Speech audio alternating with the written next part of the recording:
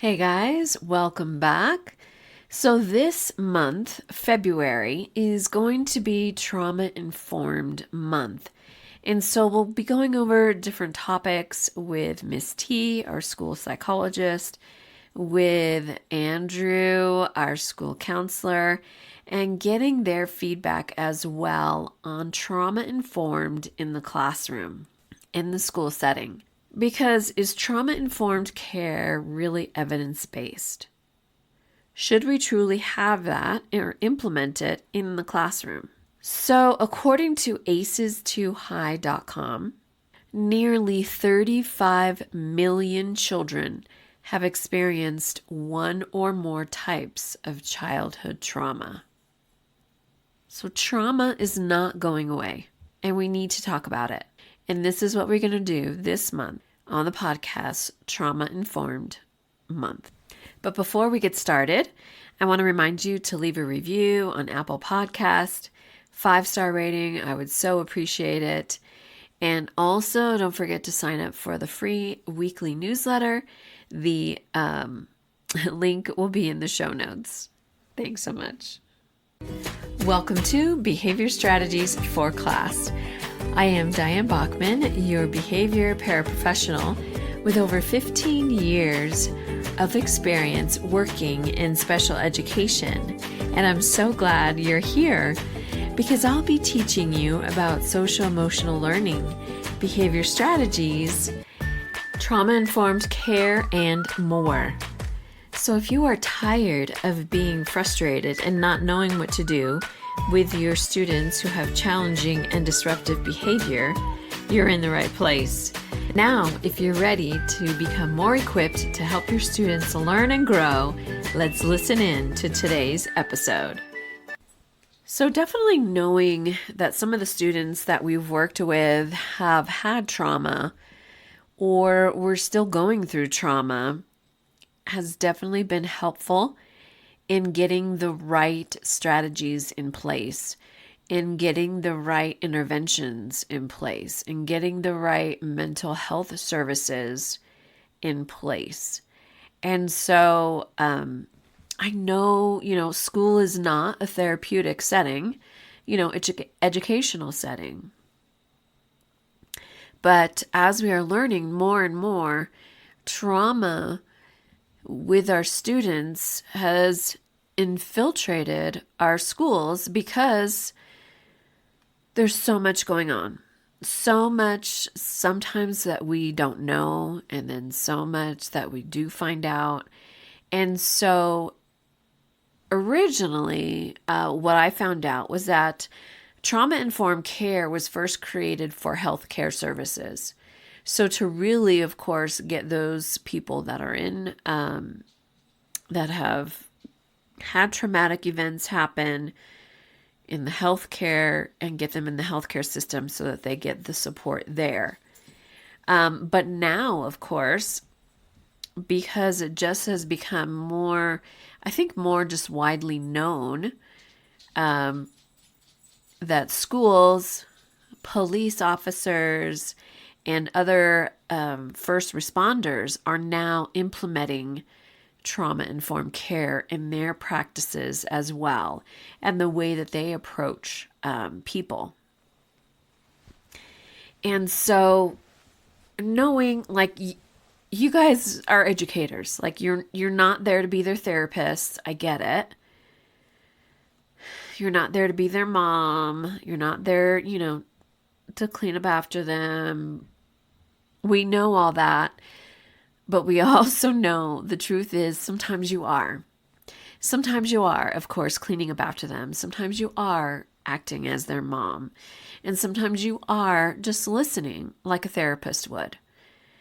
And yes, you guys have 5 million hats that you are wearing. And I don't want to say this to burden you even more. Becoming trauma informed, I believe, is just becoming more aware of how trauma has influence and impact your students. And what can you do about it? Because you're with them 8 hours a day. When school is in session, you're with them 8 hours a day. So how can you influence them? And so really trauma-informed is meant to reduce stress, anxiety, and from re-traumatizing a student again. Like I think of some of our students who have had verbally abusive or physically abusive parents. And so when they get in a classroom and their teacher has kind of lost it, and now they're screaming and yelling at students in the class, like that student is on heightened aware. And sometimes they have requested, like, can we leave?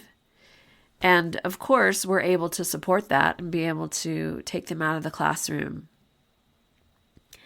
And so again, that just brings about awareness on how you influence, and your behavior influences your students' behavior sometimes.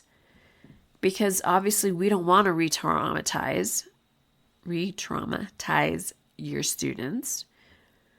And granted, you may not always know which student has had that verbal abuse or emotional abuse in their background.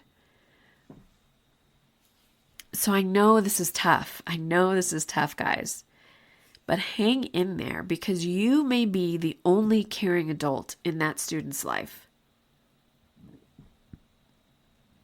And honestly, just showing up and being caring and just listening, affirming that student will make such a huge, huge difference for them. So like I said, it's bringing awareness to educators when you are trauma informed. And ultimately, you want to have your students feel safe when they are with you. Safe from any other trauma that's happening outside in their world once they leave that building. So when they come into your classroom, they know that they are safe and that they can concentrate on learning as best as possible. And then as you get to know your students, and you may find out who has had trauma or maybe going through something, you can help get the accommodations or the interventions that they need to help them succeed, to help them focus on their learning and engage as much as possible. Because honestly, it's, I believe, a miracle sometimes. My crazy dog's in the background. I believe sometimes it's a miracle that these students are actually functioning and doing their work in your classroom. Because like I said, when you find out sometimes their background, or this is a foster student and they're in their like 5th home and they only brought a trash bag full of stuff, or other kids, like, they don't even know what they're going to eat tonight. They're living in their car, all of these things. And yet they show up to your class and they have a smile on their face because they know that they're going to get a smile back from you. They know that you are going to acknowledge them, that you're going to validate who they are, and you're going to encourage and motivate them to do even better, to give them hope. Because this is what we're about. This is what trauma-informed care, for me, I believe, is offering hope to these students. Because the more you know, the more that you can act and be there and be that positive influence in their life. So, trauma-informed care is meant to reduce stress, anxiety, and to not re-traumatize your student again. It's bringing awareness to you as educators that their students' behaviors could be the result of a traumatic event or traumatic events that are still ongoing. And I say that because divorce is I believe, one of the traumatizing events That could be ongoing for a long time. Like, I'm sure you know of people, like, it's been years that a divorce is going on. And this student is back and forth and here and there. And sometimes students have had to go to court, for their parents' divorce, all of these things. And it's just an ongoing battle. So when they finally come to your room and they will sometimes fall asleep, it's because they can't sleep at their own house. Because they're too much on, what is it? Fight, flight, or freeze. Like, they're in survival mode. But when they can finally come and relax, sometimes they do fall asleep. And we've had students do that. And sometimes we are called to take that student out. And depending on what's going on, like, we'll let them sleep for an hour. Because we know in the long run, after an hour, they're going to be up, having a snack, and ready to get back to work. That's really all they needed. Because they feel safe with you, with your school, to be able to do that. So again, as you get to know your students, then you can also, again, have those, make those accommodations for them. Get those interventions that they need. Hopefully get those mental health services, because sometimes they're not able to get those mental health services outside of school. Even though we know some of them could use it probably every day to get those mental health services. So we just want to do what we can while your students are in the school. We want to do what we can. And this is trauma-informed care, because you know that these students are struggling and suffering and hurting while they're with you. You want to do what you can to help them succeed. And maybe, like I said, it's just getting a meal. Maybe it's taking a break and sometimes taking a nap. Maybe it's just giving them that positive reward at the end of the day because they turned in one assignment. Even though your other students turned in 10. That student was able to finish one and get it done.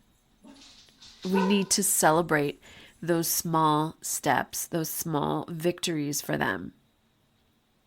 Yes, we are still holding them to those expectations, and we will work on it. Like I said, sometimes they're just going to take a little bit longer at first to get to those expectations, but still holding them to those as much as possible. Guys, I could really talk all day about trauma-informed care because your students need you, and you know they're suffering, you know they're hurting. You are not there to be their therapist, I get it. But you're there to listen, to be human, to be empathetic, to show that example to the rest of your students as well.